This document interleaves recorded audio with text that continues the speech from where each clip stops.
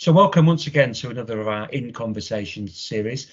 And I'm delighted to be joined today by Miriam Deakin, who's Director of Policy and Strategy at our friends in NHS Providers. Miriam, I say this a lot on these conversations. Everybody's heard of NHS Providers, but if they had to explain it to their mate down the pub, what you actually did, they might struggle a bit. So just tell us a little bit about the organisation, who you are, what you do, that kind of stuff. Well, thanks, Richard, and thanks for the invitation to join the podcast series. So NHS Providers, we are effectively the membership organisation for NHS trusts and foundation trusts in England. So we have all of them in voluntary membership, which we're very pleased with, and we aim to speak on their behalf, to represent their interests, and also to support them to improve care for patients and meet some of the transformation challenges that are facing the sector at the moment. Well, that's great. Of all the organisations we partner with, I think in terms of what our intended goals and aims are, I think NHS Providers is probably the closest one to us, actually, certainly from out with the industry. So just tell us we just recently revamped our priorities, like I think a lot of organisations. Beginning of last year, we planned start of a new decade. We were going to write a 5-year strategic plan, and then a lot of life started happening, didn't it, at the beginning of last year? And we all thought, well, what's the point of having a 5-year plan if a microorganism can change the world overnight? So we revamped our priorities to try and focus on what's bothering our members most at the moment. Tell us a little bit about what's bothering you guys. Yeah, I mean, similarly, we had to develop a new strategy in response to COVID and also other changes in the external environment, including system working. So I would say I've kind of got 4 kind of challenge buckets kind of front of mind, which are really vexing our members at the moment. And the first, which we have to talk about really, are the operational pressures facing the service. So I've been at NHS Providers for some years now, and I don't recall at a time when trust leaders were required to be so focused on the immediate term, the real urgent pressures. So just to give your audiences a flavour of that, Category 1 calls to the ambulance service are up nearly 29% on pre-COVID levels, and you'll have seen sort of stories in the news of the army having to have been drafted in some areas to support the ambulance service. We've got 1.46 million people waiting for mental health care. The waiting list, which you'll have seen has been well trailed, is at a record high, 5.6 million people waiting for care. Activity levels, interestingly, really have recovered. So that's really interesting. So trusts are actually seeing more and more people, and yet because of the demands of the pandemic, the care backlog is still higher than ever. And what they say to us is that they're seeing rising demand for services, but also increased complexity. And that may well be because people didn't come forward in the pandemic, or their conditions have worsened, and so on and so forth. So huge pressure really operationally at the front line. And that's obviously coupled with considerable concern for the workforce. So trust leaders are continually concerned about staff well-being. We've still got quite high absence rates in the workforce, often related to COVID. So about 20% of staff absences even now are still related to COVID in some way. And of course, not one for us, thankfully, but we have got the pressures around the pay award and a sort of shadow of industrial action, I think, hanging over some parts of the workforce. So kind of real concern for staff, I think, and to protect and support them, support their well-being after what's been really an unprecedented 18 months, couple of years. And this is in quite a challenging financial context, which would be my sort of third bucket, which is more difficult to talk about because we know that public services are broadly under incredible strain. And from government's perspective, as you'll have seen in the recent announcements, they have just gifted the NHS with what on the surface does look like a lot of cash. So very unusually announcing the revenue settlement early for 3 years and confirming some extra funding for COVID costs for the latter half of this year. So from our perspective and our members' perspective, any additional funding is really welcome. We're really pleased with the settlement for the end of this financial year. That will really help trust with COVID costs. That's 4.5 billion extra just for this next 6 months, which we're really pleased with. The settlement for the next 3 years translates into about 15.6 billion for trusts in England when you strip out sort of various bits. And any additional funding is welcome, but that does fall a long way short of what the NHS provider sector itself identified that it needed to cover the continuing costs of COVID, recover the care backlog, and also make up for some efficiencies that we were unable to make over the last kind of couple of years, 18 months. So that does potentially leave the NHS with some difficult choices. That's what we've been quite clear about in our messaging. And it just leaves that sustained financial pressure on the sector, which I think impacts everybody, your members included. So we're still waiting for full clarity on the efficiency ask, but that'll be another pressure over the next 3 years. We're expecting quite a stretching efficiency ask of the sector as well. So you've kind of got those that continued history of stretched finances, really, I guess. And then finally, we've got the new legislation, which is, biggest legislative change in sort of a decade. New Secretary of State, involved in that. So a lot of new people, new reshuffle this week as well, of course, a lot of new personnel. And I think the argument around collaboration, system working has been won. It's actually really inspirational to hear from trust leaders. They seem really motivated by that agenda. But nonetheless, it's just a massive seismic change, isn't it? At a time when we've got all this operational pressure. So I suppose to end my opener on a bit more of a positive note, I'm always in awe of the resilience of trust leaders. And as I said, we had a really great conversation with chairs and chief execs just earlier this week, and they were all ambitious for the system agenda and for working together to support each other better, moving away from competition, moving into mutual aid, supporting integration, ultimately to deliver something that's better for patients on the ground. So that would be my ray of hope, the sort of ambition around that agenda. But people are worried ahead of winter. It's going to be another winter of unknowns, I think. Yeah, great. I mean, I can certainly relate to that. And my role as a non-exec in an acute hospital, there is certainly the ambition and absolutely the resilience of the staff in the service is absolutely humbling, isn't it?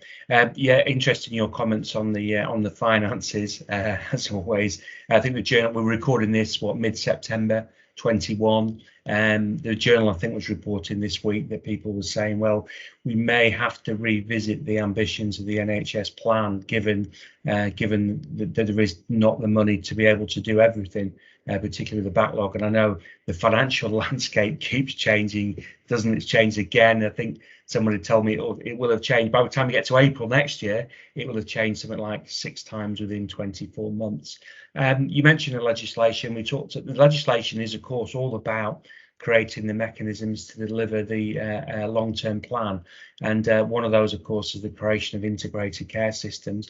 We did one of these a couple of weeks back with our friends from the Institute for Public Policy Research. So we got into the real kind of the policy wonky bits that you and I could spend hours discussing over a beer. So I don't want to sort of go back to that, but just in terms of what it means for your members so far, it's a bit of a phony war at the moment, isn't it? ICSs aren't a thing just yet.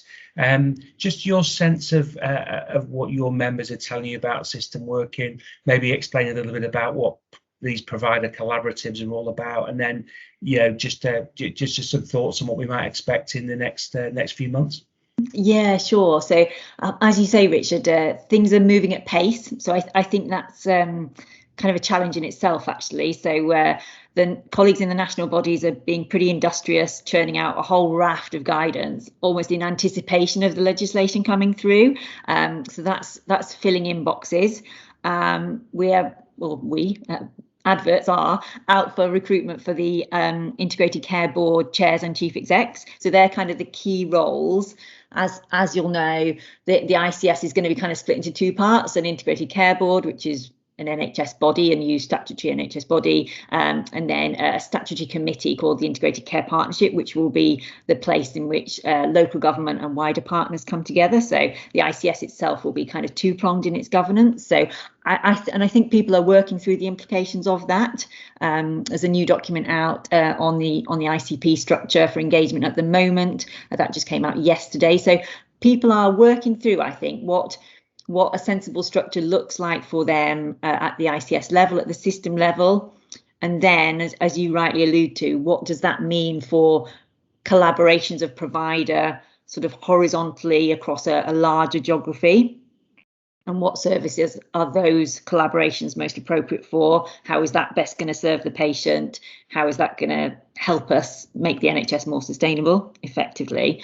And then the further complication that people are working through is the idea of place, which is this kind of smaller unit. Some people sometimes say it's most likely to be a sort of local authority boundary or a health and wellbeing board boundary, though it's often not as neat as that. And people often describe that as being where we've got most chance of improving individuals' experience of care, and where patients and the public are most likely to experience a more integrated kind of pathway. So there's a lot of complexity there. Speaking to members recently, I think inevitably people feel, in a general sense, so progress varies a lot across the country, but in a very general sense, people feel they've progressed the ICS agenda the furthest, and there are a number of dates by which things have to be done there. So we have to get the chairs and chief execs in post. People have to agree certain arrangements. They've all already agreed an MOU at that kind of level. So that agenda is progressing pretty swiftly, I guess, as you'd expect, really, because we are realistically looking at implementation from April 22, aren't we?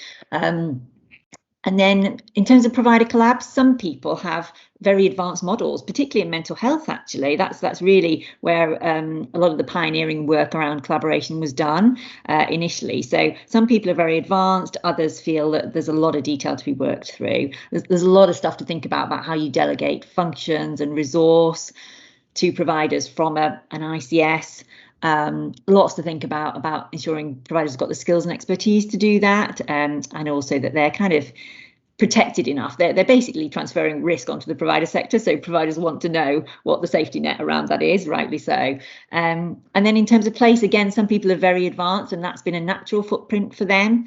And for other people, it's less natural, doesn't fit the population as easily, etc. So there's an awful lot of activity going on, and quite how the sector's managing it, really, alongside these operational pressures, I think is remarkable. But certainly, I think change is being embedded at quite some pace, and we'll kind of see where we get to by, I suppose, by Christmas, and they're looking ahead to April 22.